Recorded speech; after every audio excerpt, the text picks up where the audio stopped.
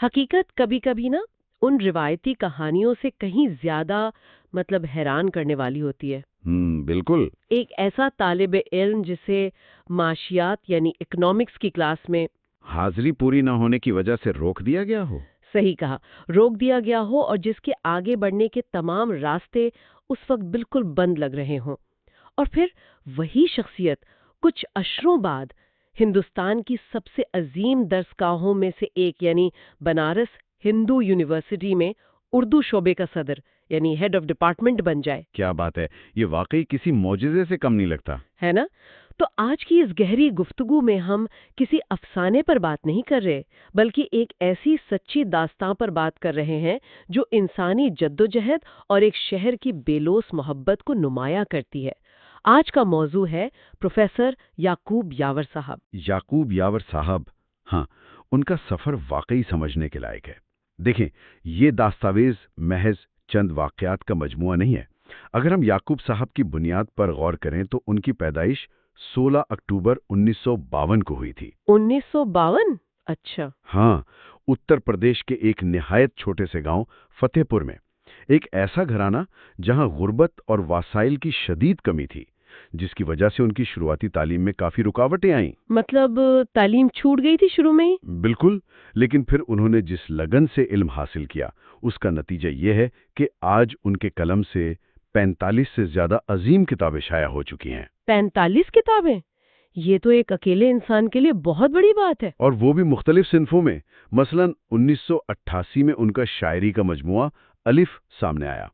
फिर नॉवेल निगारी में 1998 का दिलमुन, 2001 का हलचल मचा देने वाला नॉवल अज़ाज़ील, और 2009 का उनका बेहद मशहूर नॉवल जिहाद, जिसकी मकबूलियत ऐसी थी कि 2012 में उसका हिंदी तर्जुमा भी लाया गया। अच्छा, हिंदी में भी ट्रांसलेट हुआ? हाँ, इसके अलावा 2000 में शायरी का मजमुआ कलम गोयाद, 1990 में मज़ामीन का मजमुआ इमरोज़, 2003 में तनकीद पर तहरीक व ताबीर, और सबसे बड़ा काम आगा हाशर काश्मीरी के काम को महफूज करने वाली उनकी 7 जिल्दों पर मबनी कुल्लियात आगा हाशर काश्मीरी। 7 जिल्दें वाकई ये एक पूरी जिंदगी की रियाजत है।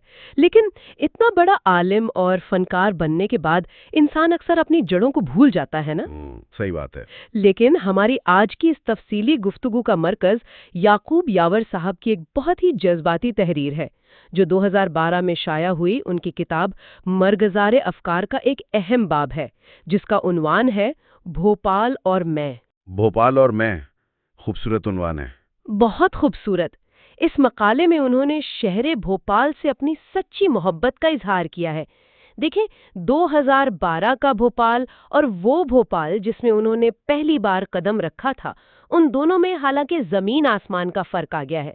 जाहिर है, वक्त के साथ इमारतें, सड़कें सब बदल जाती हैं। बिल्कुल, लेकिन इस तहरीर से पता चलता है कि याकूब यावर के दिल में भोपाल की मोहब्बत बिल्कुल वैसी ही ताज़ा है।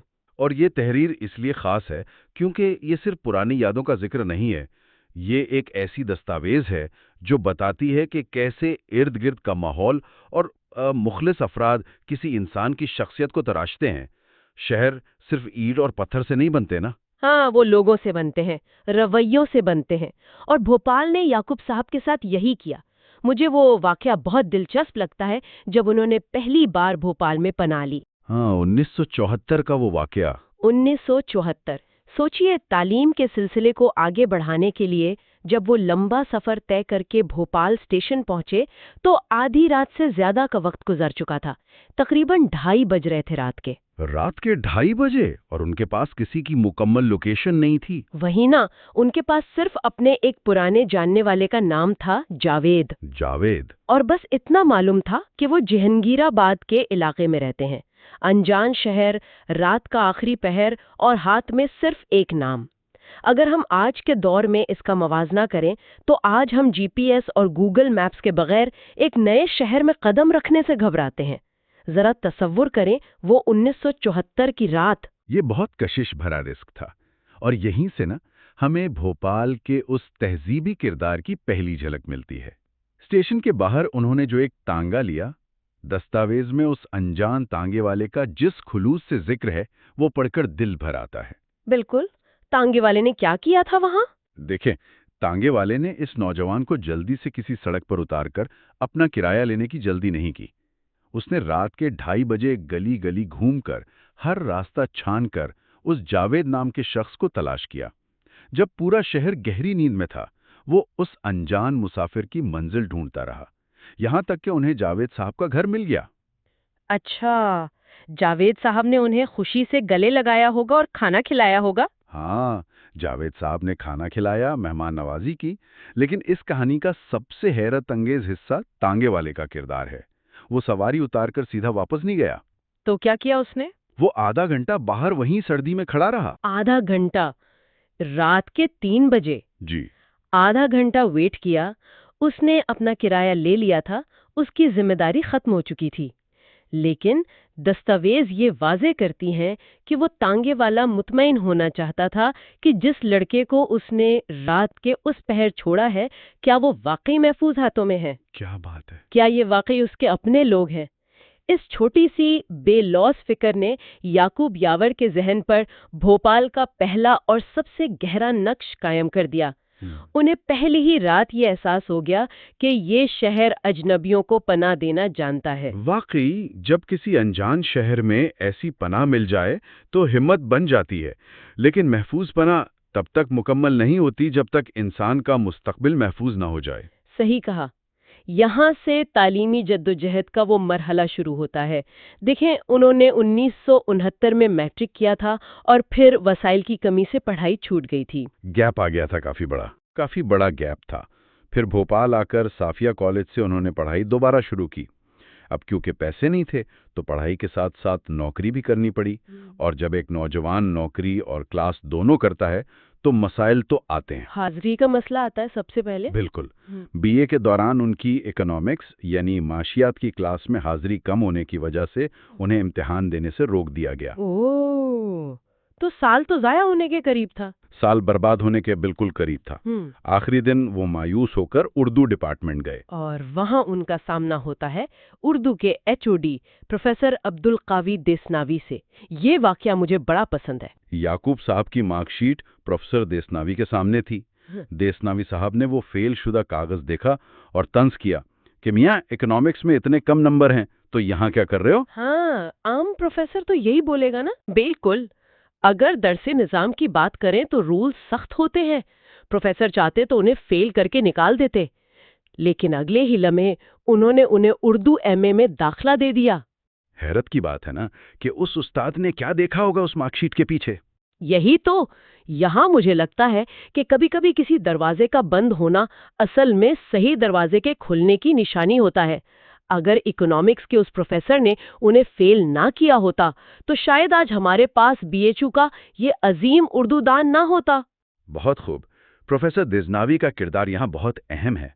वो सिर्फ एक उस्ताद नहीं थे, वो जौहर शनास थे। उन्होंने याकूब यावर से एक वादा लिया कि वो अब अपनी तालीम उर्दू के लिए वक्फ करेंगे। और फिर वहां से 1978 में एमए मुकम्मल किया और पीएचडी तक का सफर तय किया। जी। लेकिन देखने वाली बात यह है कि सिर्फ तालीम से एक लेखक या मुसन्निफ पुख्ता नहीं होता। उसे अपने फन को निखारने के लिए एक इकोसिस्टम, एक माहौल की जरूरत होती है, और भोपाल ने उन्हें वो माहौल फराहम किया। अच्छा, इसका जिक्र भी उन्होंने भोपाल और में किया है? बिल्कुल किया है। सोर्सेज बताते हैं कि पढ़ाई के साथ साथ याकूब साहब ने सहाफत में आफ्ताब जदीद अखबार से आगाज किया।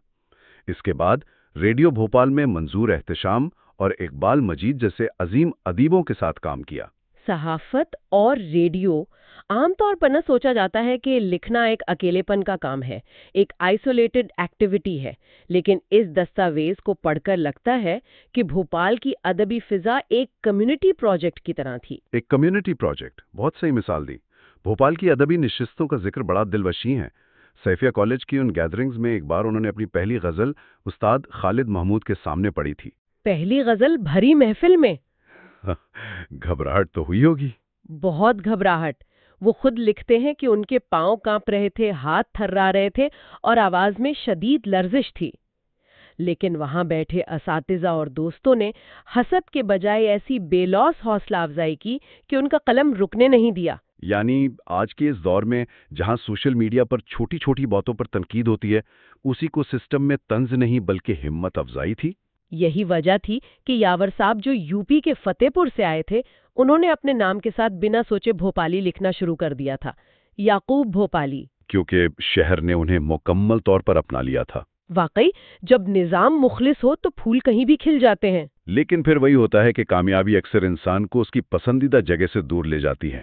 جب بھوپال نے انہیں عالم بنا دیا تو نئے سفر کی آواز آئی، اور یہ آواز آئی تھی بنارس ہندو یونیورسٹی کی طرف سے۔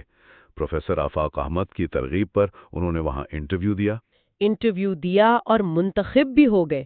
لیکن بھوپال چھوڑتے وقت کا جو احوال ہے وہ بہت جذباتی ہے۔ ان کی آنکھوں میں آنسو تھے۔ یہ بالکل ایسا ہے جیسے ہم اپنی پہلے محبت اور شروعاتی استاد دونوں کو ایک ہی وقت میں یاد کر رہے ہوں اور الوداع کہہ رہے ہوں۔ بہت بھاری دل سے گئے تھے۔ بنارس میں انہیں ڈاکٹر حنیف نقوی جیسے وفادار اور مخلص دوست ملے، جہاں انہوں نے اپنی آگے کی زندگی بسائی۔ لیکن 2012 کے اپنے اس مضمون میں وہ صاف لکھتے ہیں کہ وقت کے ساتھ حالات میں زمین آسمان کا فرق ضرور آیا ہے۔ مادی ترقی ہوئی ہے، عمارتیں اور سڑکیں بدل گئی ہیں، ہاں، لیکن یعقوب یاور کی بھوپال سے محبت اور عزیزت بالکل نہیں بدلی۔ ان کے دل میں وہ 1974 کا بھوپال ویسا ہی ٹھہرا ہوا ہے۔ تو کیونکہ آپ جسمانی طور پر کہیں بھی چلے جائیں، روح وہیں ٹھہر جاتی ہے جہاں اسے اندھیرے میں روشنی ملی ہو۔ صحیح بات ہے۔ کتاب کا یہ باب صرف پرانی یادوں کا ذکر نہیں ہے، یہ اس شہر کو خراج تحسین ہے جس نے ایک گاؤں کے نا تجربہ کار اور گھبرائے ہوئے لڑکے کو 45 کتابوں کا مصنف اور ایک عظیم درسگاہ کا صدر بنا دیا۔